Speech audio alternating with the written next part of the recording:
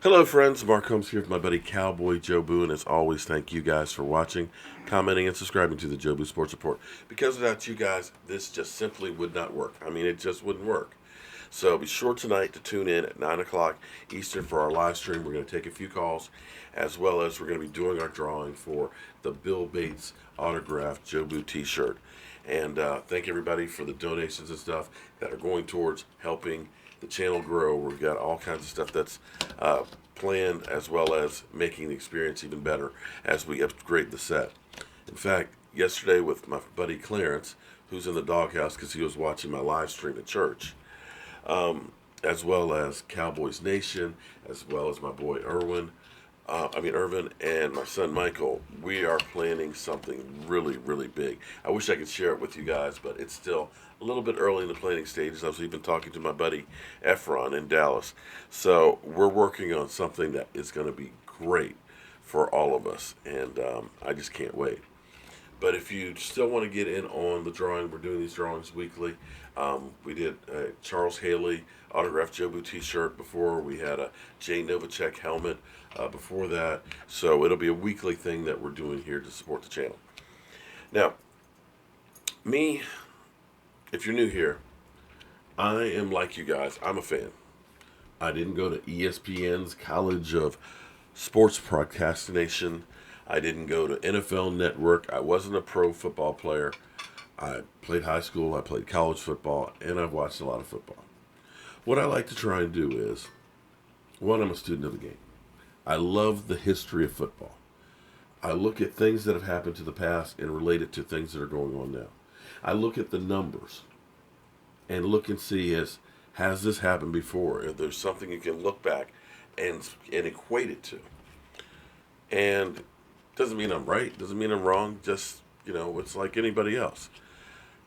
Football is one of those things that's almost impossible to figure out. I mean, most of the experts had the New York Giants being a Super Bowl favorite, saying they were the most complete team in the NFC.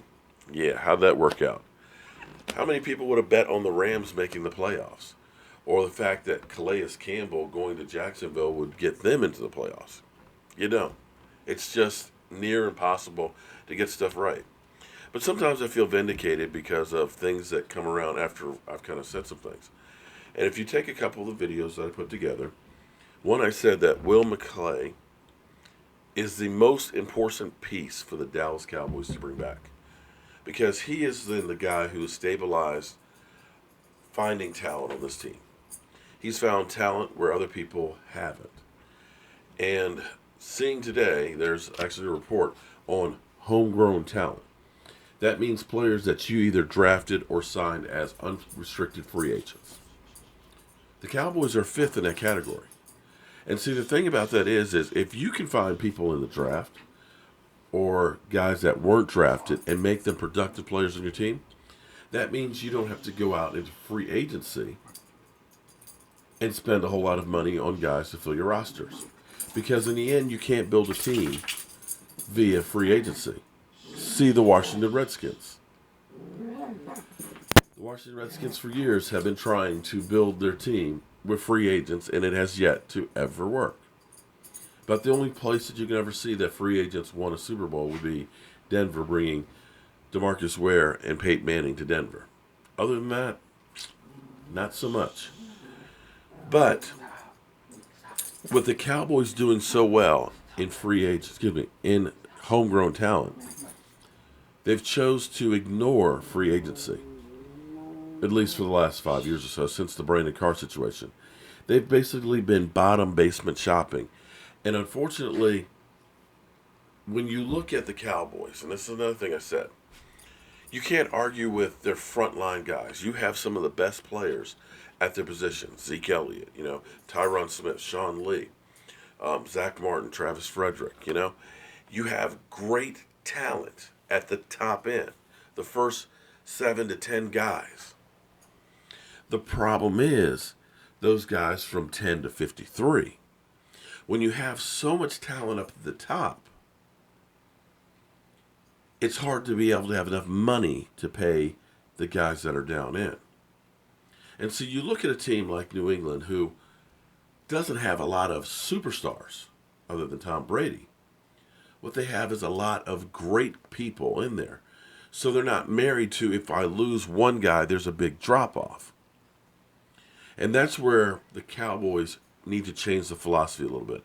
They've got, I won't almost say, got high on their own supply, or they drank their own Kool-Aid, because the 2015 draft, 2016 draft, was so incredible that they figured we can just let go our whole defensive backfield because we'll just draft or we'll sign some guys that'll fill in. Hence, Lewis, Woods, Awuzie, Nolan Carroll. You brought all these guys in and figured we can just bring them all in and we're good. We don't have to spend the money and get a premier player. And that kind of came back to bite you because there's a learning curve. Now, it looks like you got some good players that will develop, say, next year or the year after. But the immediate impact was the first part of the season, cover skills were not good. But I believe that this year the Cowboys have to become a little bit more of a player. Instead of going for the $1-2 million kind of contracts, the Grant Thorntons, the DeMontre Moores, the Nolan Carrolls, guys that didn't even make it through the season on your roster. Maybe you're better off trying to get not saying go for the big bucks, but getting middle of the road guys. See, teams like Seattle, because they had Russell Wilson, were able to go ahead and get some free agents, but they drafted well. They were able to go out and get a Cliff Averill. Prayers to him because it looks like his career may be over from that neck injury. But Cliff Averill from the Detroit Lions as a free agent became a difference maker on that defense. That talent. He didn't cost you an arm and 3 legs, but he was there. He was consistent, played all the time, and played well at a high level. And the Cowboys have to do that mix of a little bit more, a little bit better quality in free agency to round out the team. Because when you lose a Tyron Smith, the drop-off from Tyron being up here, a top 5 offensive lineman, to a Chaz Green down in the basement with an Eric Flowers, all of a sudden your team goes to crap. So I'm hoping that Jerry will end up looking at doing a little more in free agency. And unfortunately, to be able to do that and to be able to sign a DeMarcus Lawrence, to be able to re-sign a David Irving, to be able to re-sign your Zach Martins to long-term deals, you're going to have to do some unpopular moves. You may have to let go some guys that may still be productive, but their price-wise is too heavy.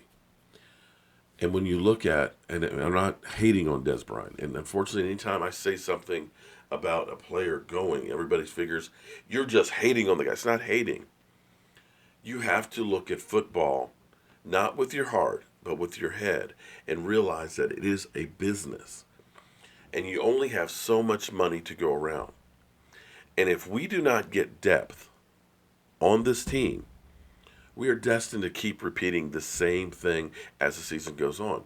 Because football is a battle of attrition. And you have to have, as Jason Garrett would say, next man up.